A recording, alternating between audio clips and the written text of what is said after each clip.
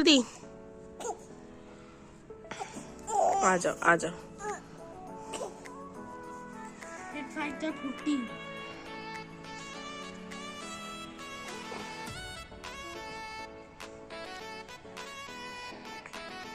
8 6 जा 8 6 जा 48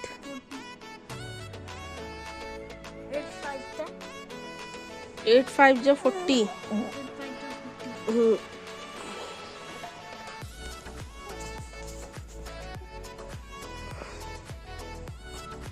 जल्दी करो यार, जल्दी करो जल्दी जल्दी करो, लिखो लिखो।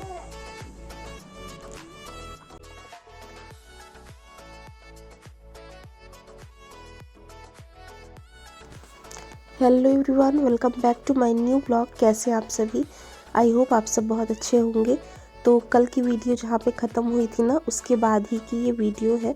मैं इसको लेकर के छत पे आ गई थी। आरोग्य भी आ गया था स्कूल से और यहाँ पे ट्यूशन जाने से पहले मैं उसका होमवर्क कंप्लीट करवा रही हूँ, मतलब ट्यूशन का काम करवा रही हूँ। तो ऐसे ही पूरा दिन निकल जाता है दोनों बच्चों के साथ, क्योंकि पढ़ाई लिखाई करवाना भी ज़रूरी है।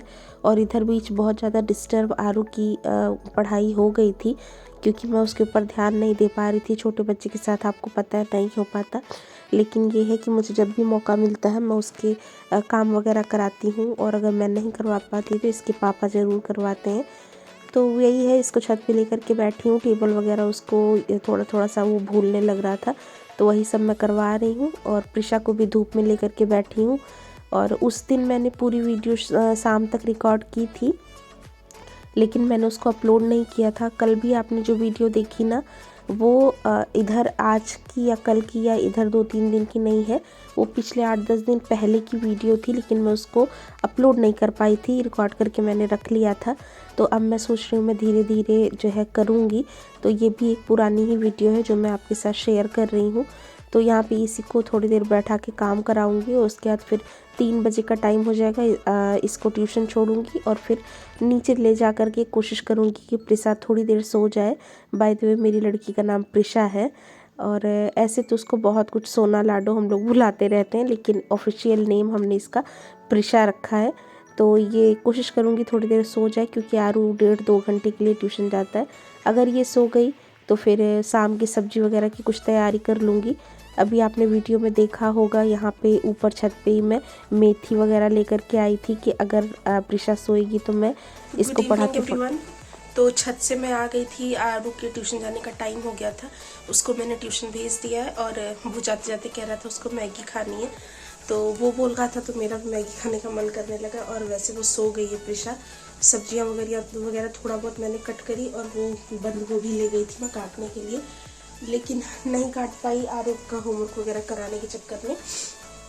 तो यहाँ पे क्योंकि आरू पानी वाली मैगी खाता है और मैं पानी वाली नहीं खाती, तो मैंने अपने लिए मटर वगैरह डाल करके अच्छी सी मैगी बनाई है। आप देख सकते हैं बन रही है।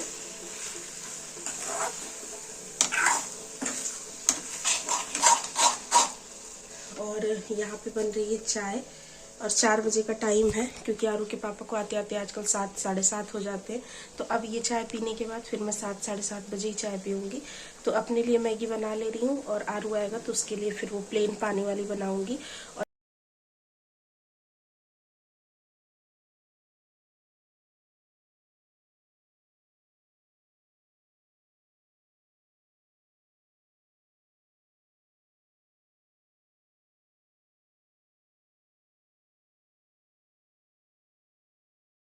और यहाँ पे देखिए फिर चाय वगैरह पीने के बाद मैं थोड़ी देर रेस्ट करने लग गई थी।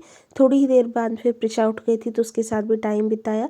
और उस दिन मेरे ख्याल से बाज़ार वाला दिन था, सैटरडे फ्राइडे रहा होगा या मे बी संडे रहा होगा, मुझे याद नहीं है। तो बाज़ार वाले दिन मंडी लगती है, तो थोड़ी बहुत सब्जियां भी आरोग्य के पापा ले आए थे। यहाँ उन्हीं सबको मैं समेट करके रख रही हूँ। और ठंड में सब्जियों के बहुत सारे ऑप्शन होते हैं, आपको पता है। गोभी वगैरह अच्छी अच्छी मिलती है, मटर काफ़ी सस्ती मिल जाती हैं। खैर उस समय, जिस समय की ये वीडियो, उस समय मटर सस्ती तो नहीं थी, 100 रुपये या 120 रुपये किलो चल रही थी। इधर 3-4 दिन से मटर थोड़ी सी सस्ती हुई हैं, मतलब 50 रुपये किलो हो गई है। और ये सारी सब्जियां आई थी, इनको फिर मुझे रखना था और मैं डिनर बनाने की तैयारी कर रही थी। और डिनर में मैं बना रही हूँ ठंड की सबसे फेवरेट डिश, निमोना। और एक तरफ चाय आपको फिर से दिख रही होगी, तो चाय तो हमारा ऑल टाइम ही चलता रहता है।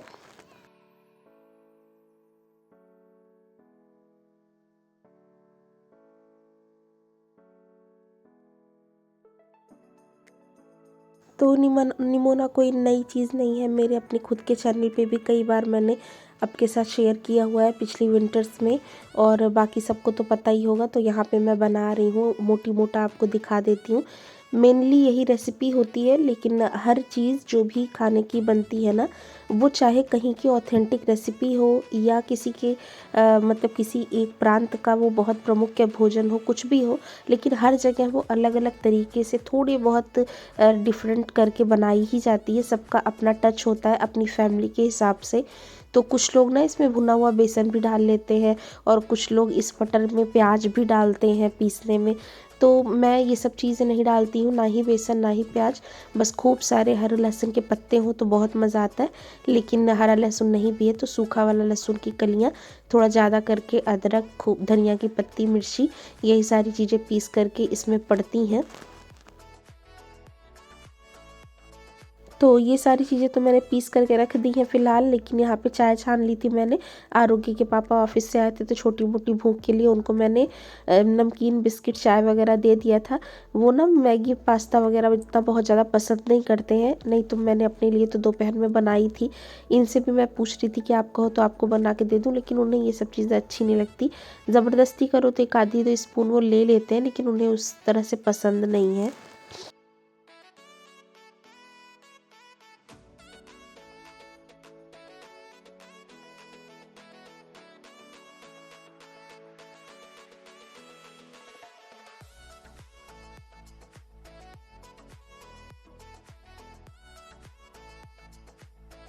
और यहाँ पे देखिए मैंने सब्ज़ी बनानी शुरू कर दी है। अच्छा, इस तरह की जो चीज़ें होती है ना, जैसे साग हो गया, निमोना हो गया, या कोई कोई सब्ज़ी, वो लोहे की कढ़ाई में बहुत अच्छी बनती है।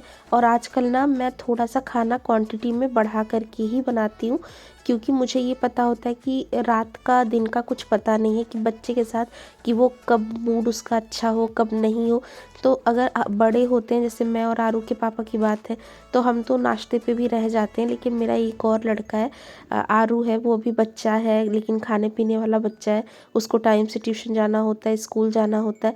तो कई बार ऐसा होता है कि मैं कुछ नहीं बना पाती हूँ। थोड़ी बहुत सब्ज़ी अगर फ्रिज में पड़ी है तो 1-2 रोटियां जल्दी से सेक दी, या थोड़ा सा चावल डाल दिया, तो एटलीस्ट उसको टाइम पे खाना मिल जाता है।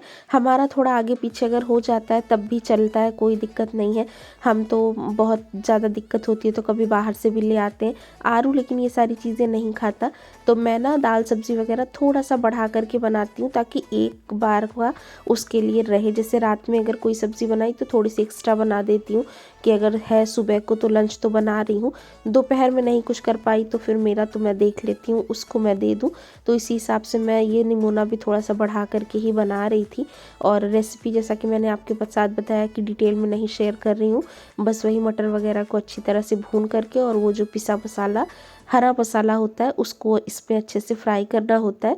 और तेल वगैरह अच्छे से रिलीज़ हो जाए उसके बाद आप इसमें पानी डाल दीजिए, और बहुत ही अच्छी लगती है ठंड में। वैसे तो यहाँ पे हर टाइम ही मटर वगैरह अवेलेबल होती है, दिल्ली की बात मैं कर रही हूँ, लेकिन सीज़न की चीज़ों का जो मज़ा होता है ना, वो फिर और कहीं नहीं मिलता।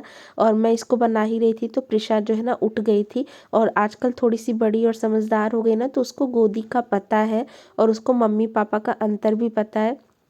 तो अगर उसका मूड ठीक है तो वो अपने पापा के पास आराम से रहती है, लेकिन कभी कभी जब ज़िद में आ जाती है ना, तो फिर वो किसी के पास नहीं रहती, उसको फिर मुझे ही लेना पड़ता है। तो सेम वही ही यहाँ पे हुआ, मैं उसको गोदी लेकर के इसमें मसाले डाल रही थी, और आरोग्य के पापा ने थोड़ी देर संभाल लिया ताकि ये जलने ना पाए। और यहाँ पे देखिए पानी वगैरह डाल दिया है मैंने। उतने में एक तरफ कुकर में चावल चढ़ा दिया है, दूसरी तरफ आटा रखा है, वो मैं गूंद रही थी, आपने देखा ही। और बस इसमें नमक डाल करके ढक दूंगी। और विंटर्स में ये मुझे बहुत अच्छी लगती है और मेरे घर में एक दिन के बाद एक दिन ये बनती ही है। कुछ भी अगर इसके साथ मैं कोई सी अलग सी भी सब्ज़ी बनाऊँ तो निमोना तो ज़रूर बनता है। मुझे पर्सनली भी ये बहुत पसंद है। और जब आपके आलू इसमें के ना अच्छे से पक जाए, तब आप इसमें खूब सारा टमाटर इस तरह से काट करके डाल दीजिए।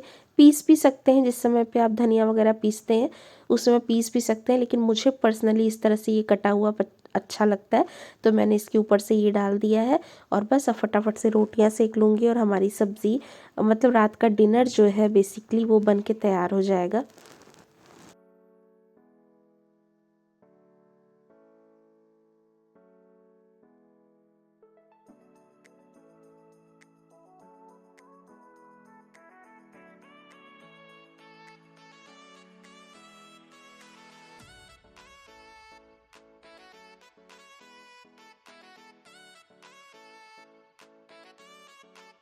और मेरी आदत है ना, मैं किचन में जब तक रहती हूँ मैं खाना तो बनाती रहती हूँ, साथ के साथ जो थोड़े बहुत बर्तन इकट्ठा होते रहते हैं ना इक्का दुक्का, उन्हें मैं धो करके हटाती रहती हूँ। क्योंकि जब बहुत सारे बर्तनों का एक लॉट हो जाता है ना, तब आपको देख करके वो थोड़ी सी उलझन सी होती है कि हाय राम कितने सारे बर्तन इकट्ठा हो गए।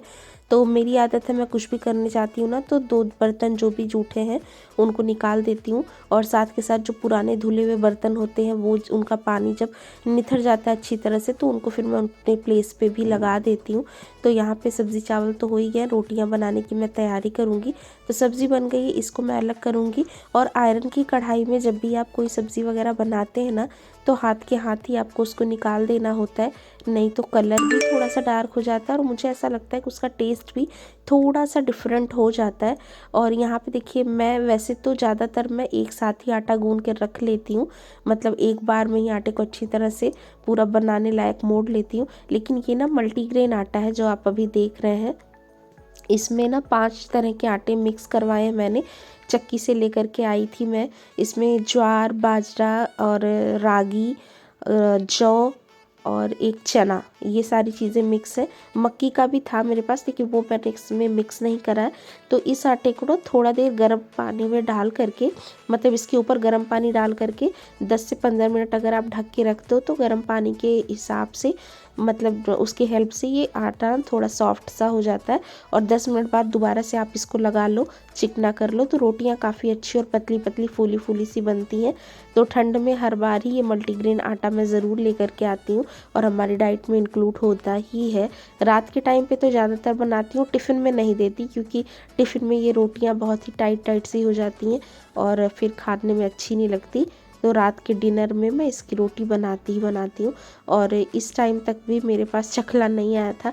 मम्मी जिस समय आई थी ना, मम्मी खाना बना रही थी, उनसे ही मेरा वो वाइट वाला जो चकला है वो टूट गया था, पता नहीं कैसे ही। क्योंकि दूसरे के घर में चीज़ों पे हाथ थोड़ा सेट नहीं होता ना, तो वैसे ही कुछ हुआ था, मम्मी से ही टूट गया था। तो फिर दोबारा मुझे लेना था फिर, लेकिन मैं ले नहीं आई हूँ अभी तक। फ़िलहाल आज जब मैं वॉइस ओवर कर रही हूँ तो 2-3 दिन पहले ही मैं उसको ले आई, लेकिन ये वीडियो जिस दिन की है उस दिन तक चकला नहीं था। तो यहाँ प्लेटफॉर्म को ही अच्छी तरह साफ़ करके इस पे ही रोटियाँ मैं बना ले रही हूँ। और इसकी रोटी ना बिल्कुल गेहूं की रोटी जितनी पतली तो आप मेरे ख्याल से नहीं बना पाएंगे। मैं तो नहीं बना पाती हूँ, अगर कोई और बनाए तो मुझे उसका नहीं पता। लेकिन हाँ, अच्छी खासी पतली रोटियाँ ये बन जाती हैं, बिल्कुल मोटी बनाने की ज़रूरत नहीं पड़ती। मैं यहाँ थोड़ी मोटी कर भी रही हूँ क्योंकि बिल्कुल गरम गरम ही मैं सर्व करने वाली हूँ आरोग्य के पापा को। लेकिन अगर आप इससे भी पतली चाहो तो आप इसको बना सकते हो। और अगर अच्छी तरह से आटा आपने मांडा है ना, तो आप देख सकते हैं एक एक रोटी ये वाली भी फूलती है। और इस पर बढ़िया घी वगैरह लगा करके आप ठंड में खाओ, बहुत ही अच्छी भी लगती है और सेहत के लिए भी अच्छा है। 2 से 3 रोटियां खा लो आप तो बस आप बिल्कुल डन हो गए हो। तो यहाँ पे भी मैं 5-6-7 रोटी मुझे बनानी होती है, 3 आरोग्य के पापा की, 2 मेरी, 2 आरोग्य की, अगर मैं ये वाली बना रही हूँ। और बस उसके बाद फिर हमने खाना वगैरह खाया और ये रात का टाइम है, तो अभी इसको तो दिन रात का पता नहीं है। कभी कभी रात में भी ये इतनी अच्छी तरह से खेलती है जिससे लगता है दिन में खेल रही है। तो जब तक अब ज़बरदस्ती तो सुला नहीं सकते क्योंकि ये भी क्या ही सोएगी। तो बस इसके साथ खाना वगैरह खाने के बाद 10 बज गए थे, हमने टाइम स्पेंड किया। और जब तक अब ये जागती रहती है, लाइट जलती रहती है, मैं इसको ऐसी तरह से बातें करती रहती हूँ, खिलाती रहती हूँ और फिर कोशिश करती हूँ कि ये सो जाए। तो यहाँ पे इसके साथ बहुत सारा टाइम स्पेंड करने के बाद और फिर सोए हम। बस यही थी मेरी आज की वीडियो। आई होप आपको पसंद आई होगी। पसंद आई हो तो लाइक ज़रूर करिएगा, चैनल पे नए हैं तो सब्सक्राइब ज़रूर करिएगा। मैं आपसे मिलूंगी नेक्स्ट व्लॉग में। तब तक के लिए रखिए अपना और अपने घर वालों का बहुत सारा ख्याल। Guys take care and bye bye.